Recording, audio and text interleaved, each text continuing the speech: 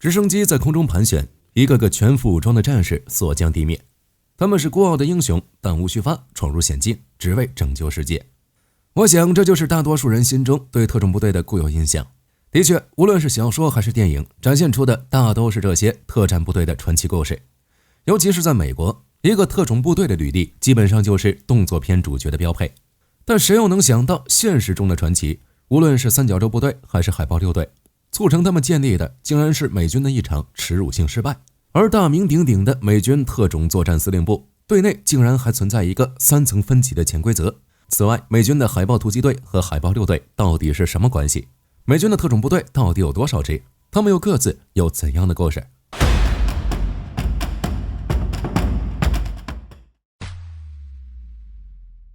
想了解答案，咱们就得从这个最核心的3级分级体系说起。很多人认为这个分级是五角大楼明文设立的，但实际上它的形成更像是一种江湖规矩的演变。在这背后是血的教训、资源的倾斜和现实的竞争。故事的起点要从上世纪70年代全球危机的阴霾说起。当时像慕尼黑奥运惨案这样的事件，让美军发现他们缺少能精准处理这类危机的专业团队。陆军上校查尔斯·贝克维兹因为曾经在英国 SAS 特种部队交流的军官，敏锐地看到了这一点。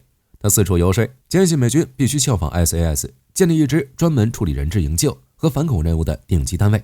于是在1997年，一支全新的部队诞生了，官方代号陆军第一特种部队作战分遣队，但大家更熟悉它的另一个名字，那就是三角洲部队。这就是日后美军特战体系中第一梯队的雏形。它的诞生就是为了成为金字塔的塔尖，解决那些连传统特种部队都无法处理的极端威胁。然而真正把这套金字塔体系焊死的却是三角洲的第一次，也是最耻辱的一次实战，那就是1980年的鹰爪行动。当时美国外交官在伊朗被劫为人质，营救任务自然落在了三角洲的肩上。他们制定的营救计划堪称完美，且还是陆海空三军联合作战。但现实是，由于缺乏统一指挥，各军种之间乱成一锅粥，最终指挥官在进退两难中下令撤退。混乱中，一架直升机和一架运输机迎头相撞，化为火球，8名美军士兵当场丧生。鹰爪行动的惨败像一记耳光，狠狠地抽在了美国脸上。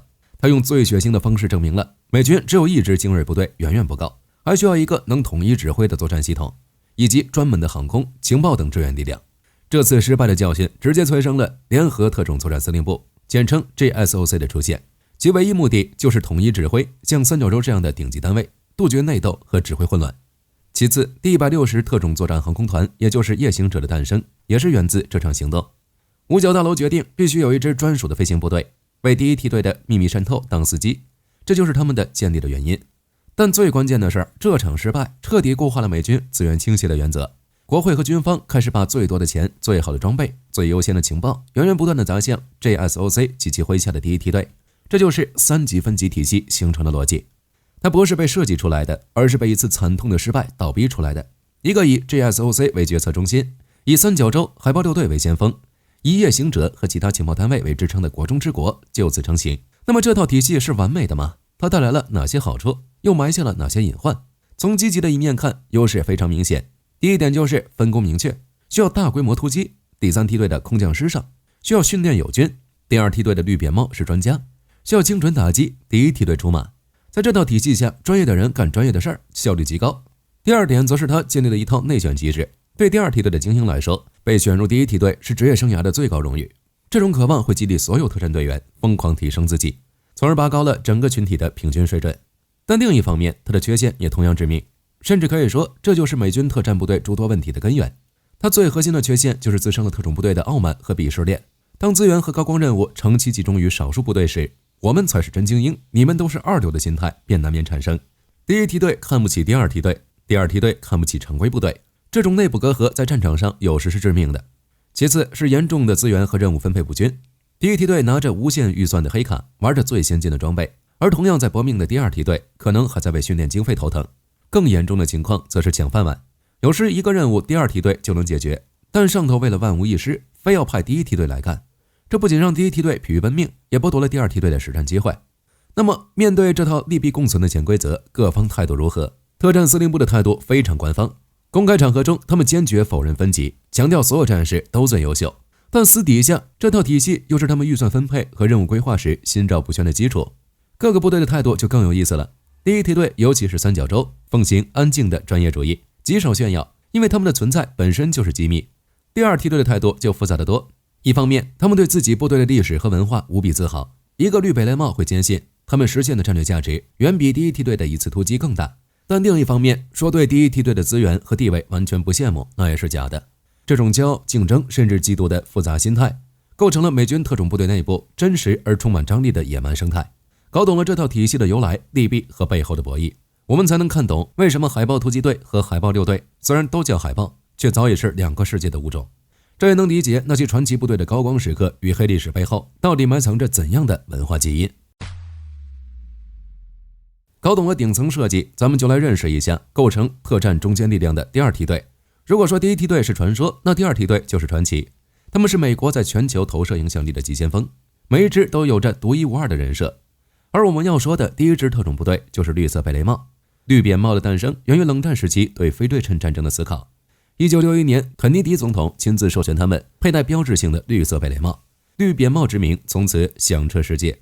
他们的核心特点是以智取胜，座右铭解放受压迫者，决定了他们的主要工作不是突击，而是交朋友。一个合格的绿扁帽小队通常只有12人，但个个都是专家。他们精通武器战术，还必须掌握语言、医疗、工程等技能。他们是深入敌后或友邦的战士外交官，通过训练和武装当地力量以小博大。最经典的高光时刻是在2001年的阿富汗战争，当时美军主力未到，仅几支绿扁帽小队就空降阿富汗北部。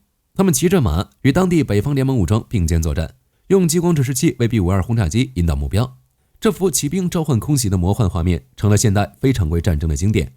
最终他们以极小的代价联合当地武装，在数月内推翻了塔利班政权，完美诠释了四两拨千斤的艺术。绿扁帽为美军提供了不同于直接打击的解决方案，是美国推行全球影响力的软实力工具。第二支则是海豹突击队。海豹的历史可以追溯到二战时期的蛙人。越战爆发后，美军需要在越南复杂的内河与海岸线执行任务，于是肯尼迪在1961年下令组建一支能在海空陆三栖作战的精英部队，这就是海豹突击队。他们的最大特点是全能和坚韧。海豹突击队选拔中的地狱州以非人的残酷闻名，旨在筛选出意志最强悍的战士，这让他们能在任何极端环境下作战。在反恐战争中，他们虽是海军，却成了在伊拉克沙漠和阿富汗山区的主力，证明了其强大的适应能力。他们的声誉在越战的泥潭中打响。进入现代，在伊拉克拉玛迪之战中，海豹三队的一个狙击小组在巷战中为海军陆战队清除了大量威胁，其成员克里斯凯尔也因此成为传奇。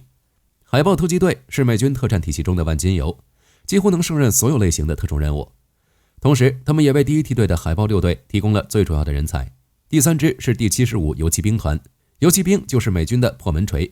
现代的第75游骑兵团是在越战后为应对快速反应需求而重建的，是一支能在18小时内部署到世界任何地方的全球第一反应部队。速度、纪律、火力就是他们的标签，他们的座右铭自发自愿，旨在强调高度的主动性。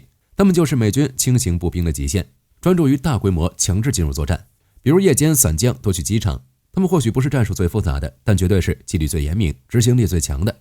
1989年入侵巴拿马的正义事业行动是他们的成名之战。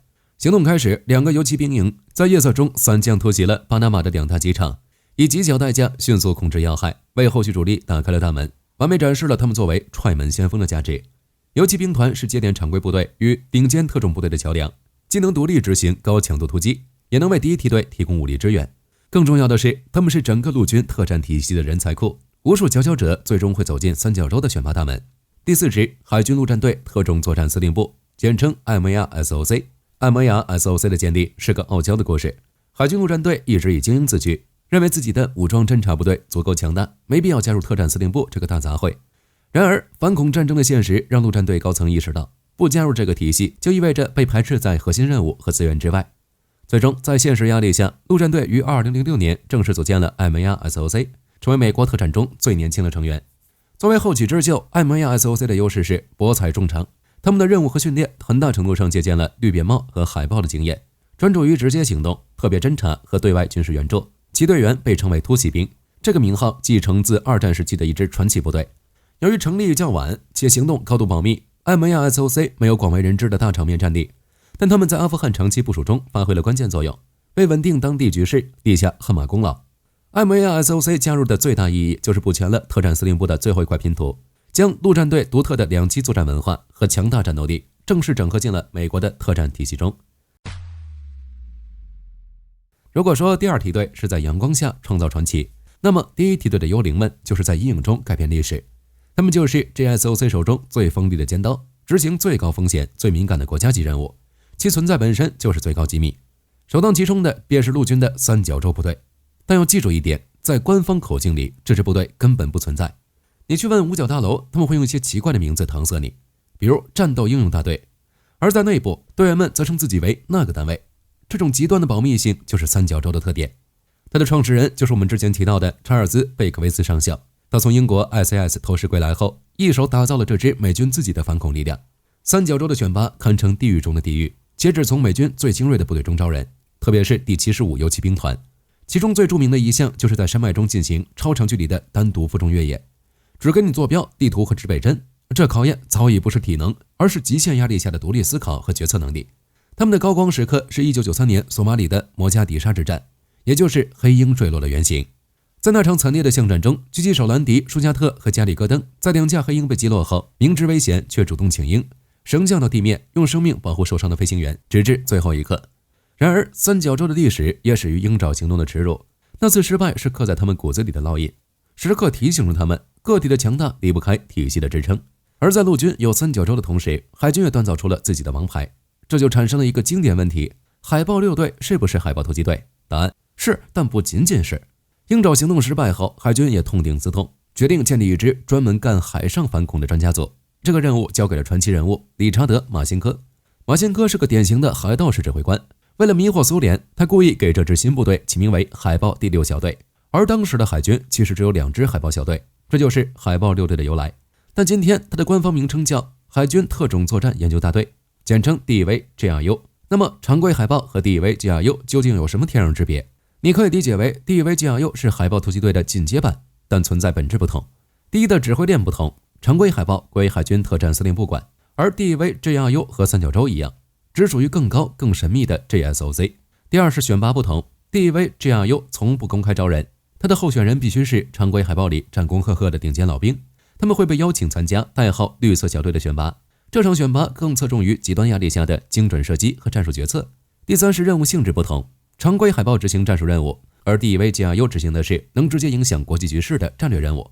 第四是预算不同，常规海豹虽说装备精良，但 DEVGRU 传说中拥有近乎无限的预算，可以采购、测试甚至定制这个星球上最先进的武器。DEVGRU 的最高光时刻无疑是2011年5月2日代号海神之矛的行动。在巴基斯坦， DEVGRU 成员乘坐隐形黑鹰突袭并击毙了基地组织头目本拉登。